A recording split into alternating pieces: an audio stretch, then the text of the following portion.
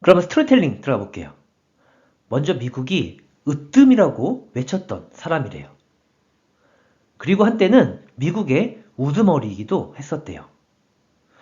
근데 완전히 고집쟁이셨다네요. 이와 같이 완전히 고집쟁인 성격을 두 글자로 줄여서 뭐라고 하나요? 완고하다고 하죠. 그럼 이 한자 뭐라고 읽을까요? 정답은 완이에요. 따라서 이 한자는 완고할 완이에요.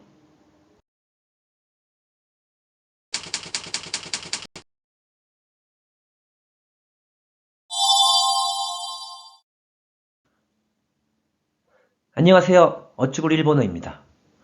오늘은 한자편 파트 8의 5번째 시간이에요. 이 채널에서는 독학으로 일본어를 공부하시는 분들을 위해서 저희 한일 부부가 한자의 모양을 세분화한 후에 스토리텔링을 이용함으로써 일본어 한자를 최대한 쉽고 효율적으로 해설해드리고 있어요. 파트 8에서는 머리혈이 쓰이고 있는 한자에 대해서 24개를 소개해드리고 있는데요. 지난 시간까지는 이 머리혈이 쓰이고 있는 한자 중에서 16개를 이미 소개해드렸어요. 따라서 이 영상이 오늘 처음이신 분께서는 파트 8의 이전 영상들을 함께 시청해주시면 훨씬 더 효과적인 한자 공부가 가능하실 거예요. 그럼 오늘은 새롭게 4개의 한자에 대해서 소개해드리도록 할게요. 지금 오늘의 주인공인 4개의 한자들 보이시죠? 제일 먼저 이 모든 한자들 속에 머리혈이 쓰이고 있다는 점을 확인해 주세요. 그럼 이러한 점을 참고하면서 오늘의 첫 번째 한자부터 소개해 드리도록 할게요.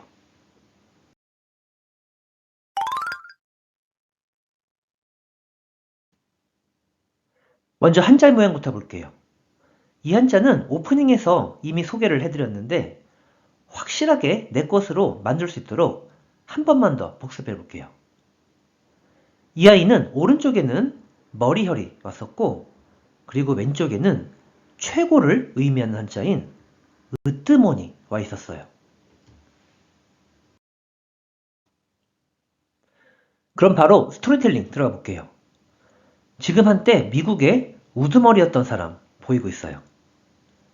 근데 이분은 항상 미국이 으뜸이라면서 자신의 뜻을 굽히지 않는 완고한 성격으로 유명하죠. 그럼 문제입니다. 이와 같이 한때 미국이 으뜸이라고 외쳤던 전직 대통령은 어떠한 성격으로 유명한가요?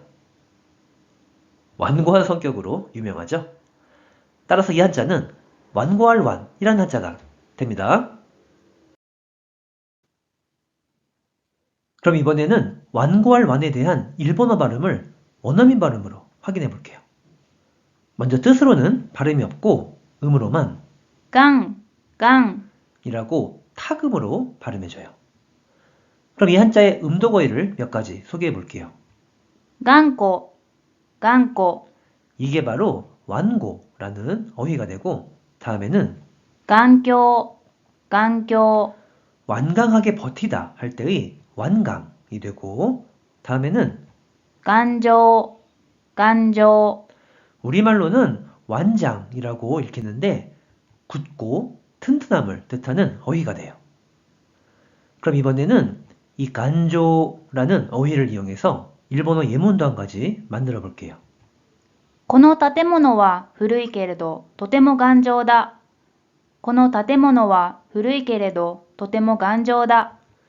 이 건물은 오래됐지만 매우 굳고 튼튼하다라는 문장이 되고 예문을 한 가지만 더 소개해드리면 今日もみんなで頑張りましょう。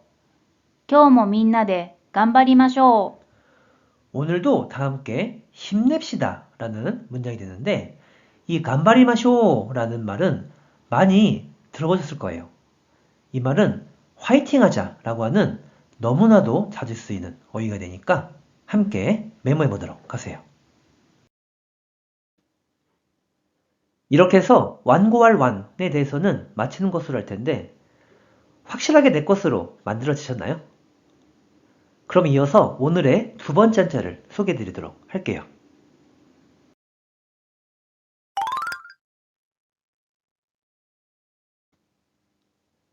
먼저 한자의 모양부터 볼게요. 이 아이는 생김새를 보니까 오른쪽에는 머리혈이, 그리고 왼쪽에는 이 아이가 와 있어요. 근데 이 왼쪽 부분은 한자를 쉽고 효율적으로 암기하고자 하는 취지에서 우리 모두가 알고 있는 한자인 석삼이 조금만 기울어진 형태라고 한번 생각해 볼게요.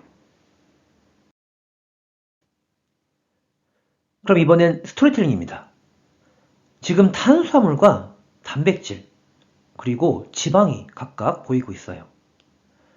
근데 이 3대 영양소는 우리들이 공부를 하거나 일을 할 때 머리를 쓰기 위한 필수 영양소죠. 자, 그럼 문제입니다. 이와 같이 3대 영양소는 우리들이 머리를 쓰기 위한 어떤 영양소인가요? 정답은 필수 영양소죠. 따라서 이 한자는 필수수라는 한자가 되는데 일반적으로는 모름지기수라고도 알려져 있어요. 그러니까 이 점도 가볍게 참고해 보도록 하세요. 그럼 이번에는 필수수에 대한 일본어 발음 확인해 볼게요. 먼저 뜻으로는 발음이 없고 음으로만 す、す、 라고 짧게 발음해줘요. 그럼 대표적인 음독어휘를 소개해 볼게요. 必須、必須、 이게 바로 필수라는 어휘가 되고 다음에는 必須科目、必須科目、 반드시 들어야만 하는 필수 과목이 돼요. 그럼 다음에는 이 필수를 가지고 일본어 예문도 한 가지 만들어 볼게요. 三大栄養素は頭を使う時の必須成分だ。三大栄養素は頭を使う時の必須成分だ。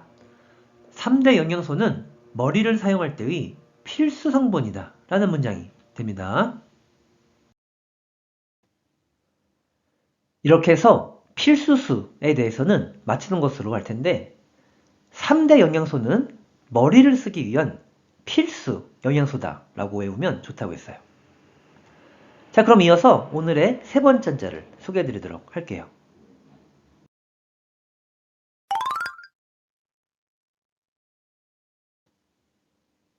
먼저 한자의 모양부터 볼게요.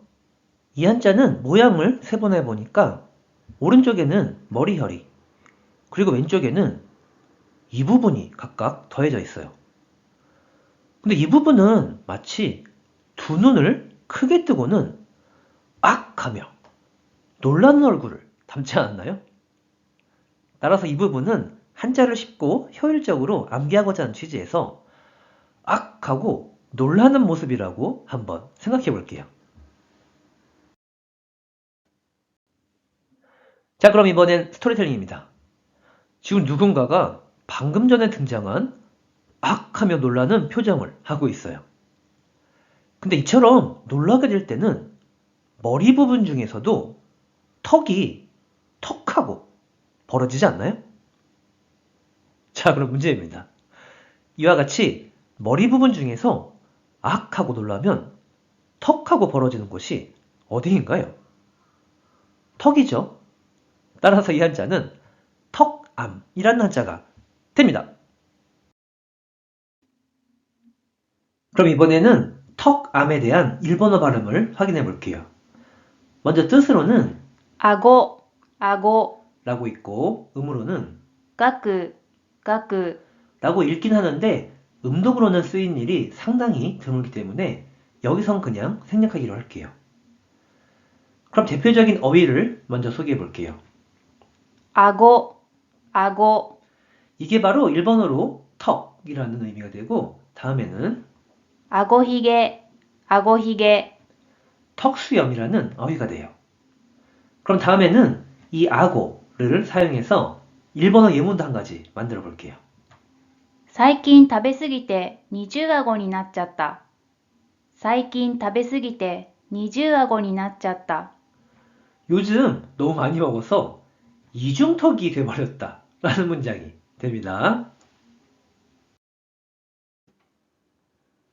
그럼 이렇게 해서 턱암에 대해서는 마치는 것을 하고, 그럼 오늘의 마지막 한자를 소개해 드리도록 할게요.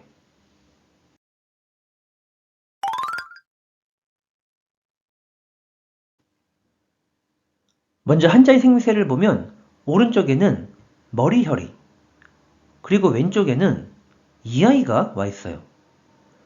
근데 이 왼쪽 부분은 유심히 쳐다보니까 산이 들어가 있네요.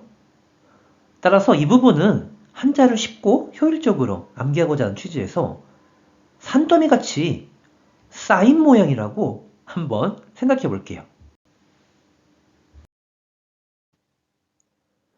자, 그럼 스토리텔링입니다. 지금 누군가의 방에 산더미 같이 책이 쌓여져 있어요.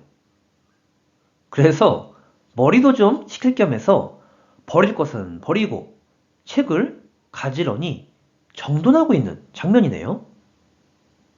자, 그럼 문제입니다. 지금 이 학생은 산더미처럼 쌓인 책을 머리도 식힐 겸 뭐 하고 있나요? 책을 정돈하고 있죠. 따라서 이 한자는 정돈할 돈이 되는데 일반적으로는 조아릴 돈으로도 알려져 있으니까 이 점도 함께 참고해 보도록 하세요. 그럼 이번에는 정돈할 돈에 대한 일본어 발음 확인해 보도록 할게요. 먼저 뜻으로는 발음이 없고 음으로만 トン、トン、 이라고 발음해줘요. 그럼 대표적인 어휘를 먼저 소개해 볼게요. 整頓、整頓、 이게 바로 정돈이라는 어휘가 돼요. 그럼 이번에는 이 정돈을 가지고 일본어 예문단까지 만들어 볼게요. 机を整理整頓したら気持ちがすっきりした。机を整理整頓したら気持ちがすっきりした。 책상을 정리정돈했더니 기분이 상쾌해졌다라는 문장이 됩니다. 이렇게 해서 한자편 파트 8의 5번째 시간을 함께 봤는데 어떻게 일본어 한자 공부에 도움이 되셨나요?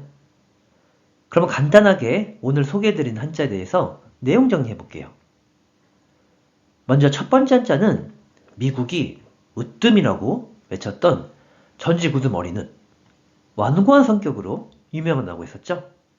그래서 완고할 완이 되었고 뜻으로는 발음이 없고 음으로만 강, 강으로 발음한다고 했어요. 두 번째 한자는 3대 영양소는 우리가 머리를 쓰기 위한 필수 영양소라고 했었죠.